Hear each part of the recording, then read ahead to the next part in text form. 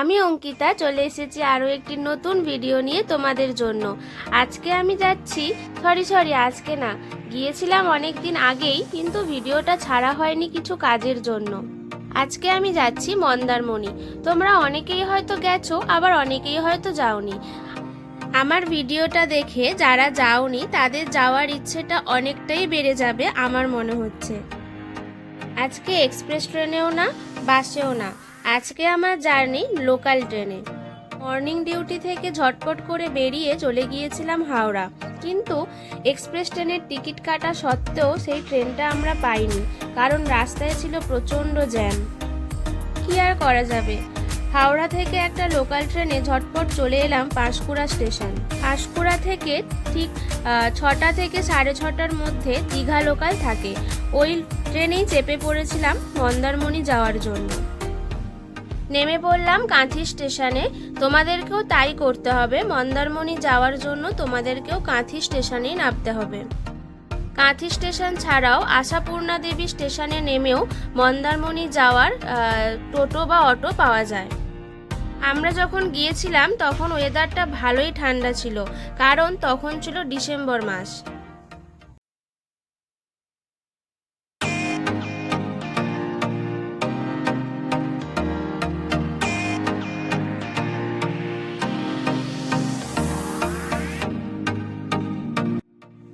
Kanthi station থেকে বেরিয়েই দেখবে প্রচুর অটো আছে মন্দারমণি যাওয়ার জন্য, তবে একটু বার্গেনিং করে নিলে ভালো হয়।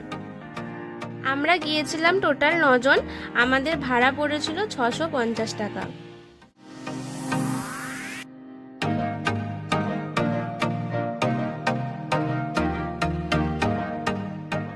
অটোতে ওঠার পর বুঝতে পেরেছি ঠান্ডা কারে কয়। এদিকে ফাঁকা রাস্তা উইথ ঠান্ডা, ঠান্ডা যেন গিলে খেতে আসছে আমাদের। যে যা পেরেছে ব্যাগ থেকে বের করে নাকে মুখে জড়িয়ে নিয়েছে। দাঁড়াও, এখন কিন্তু আমরা হোটেলে যাচ্ছি না, এখন আমরা যাচ্ছি চিংড়ি মাছ আর কাঁকড়া কিনতে। এইখানে আমরা দাঁড়িয়েছিলাম কারণ এটিএম থেকে টাকা তো তুলতেই হবে, তুলেই বেরিয়ে পড়লাম চিংড়ি আর কাঁকড়া কেনার জন্য। যদি অনলাইন না হয় তাহলে কি আর আমরা কাঁকড়া খাবো না?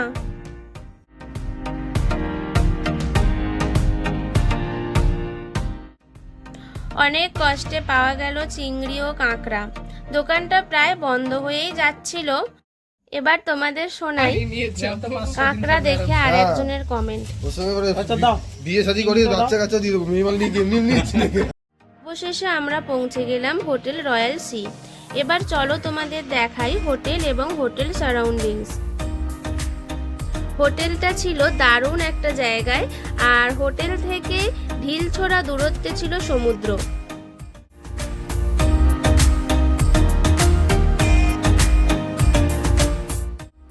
এবার তোমাদের দেখাই হোটেলের ভিতরটা। এটা ছিল রিসেপশন।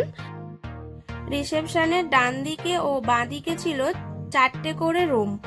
আর হোটেলটা যেহেতু ছিল একতলার, আর হোটেলের উপরে ছাদে বসে তোমরা সমুদ্রের সৌন্দর্য ভালোভাবে উপভোগ করতে পারবে।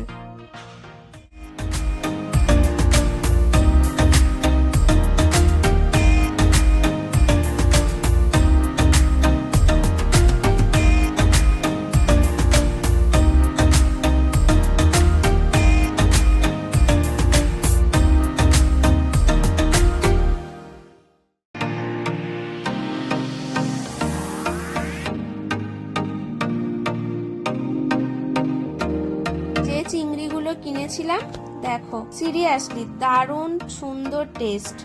কলকাতার চিংড়িতেও তা আমি পাইনি। আর এই যে জ্বলছে আমাদের 700 টাকা। এটা যে কার প্ল্যান ছিল আজ অবধি তা জানা গেল না। কেন বলছি একটু পরেই তা তোমরা দেখতে পাবে।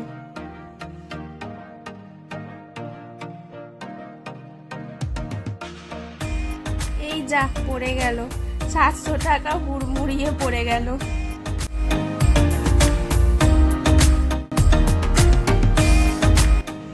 ঘুম থেকে উঠেই দৌড়ে গেছি কার জন্য?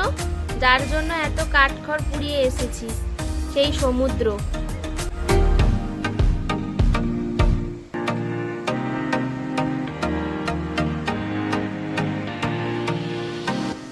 সূর্যোদয় দেখার ইচ্ছে প্রচণ্ড ছিল, কিন্তু মেঘের কারণে সেটার দেখা আর মেলেনি।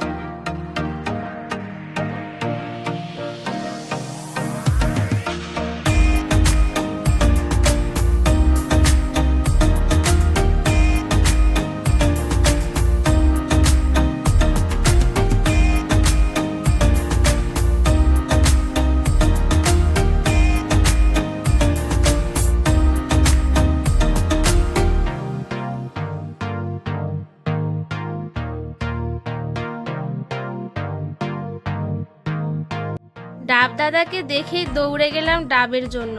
কলকাতাতে খেতে পেলেও সমুদ্রে ডাব খাওয়ার মজাটাই জাস্ট ওয়াও।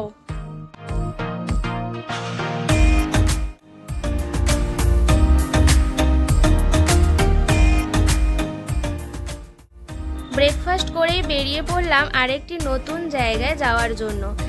থাক, এই ভিডিওতে সেটা আর অ্যাড করে ভিডিওটাকে লং করলাম না। দেখা হচ্ছে নতুন ভিডিওতে।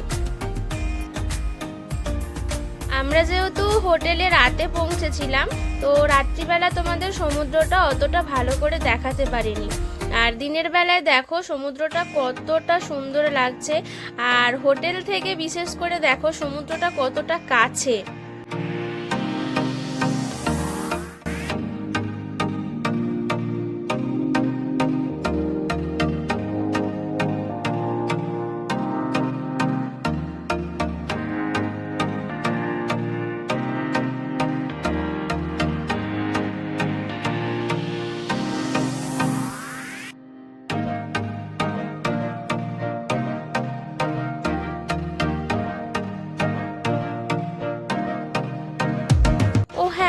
এই হোটেলটা যদি তোমাদের ভালো লেগে থাকে তোমরা এখানে আসতে পারো। আর এই হোটেলের ডিটেলস আমি ডেসক্রিপশন বক্সে দিয়ে দেব। আর ভিডিওটা ভালো লাগলে লাইক, কমেন্ট অ্যান্ড সাবস্ক্রাইব করো। টাটা।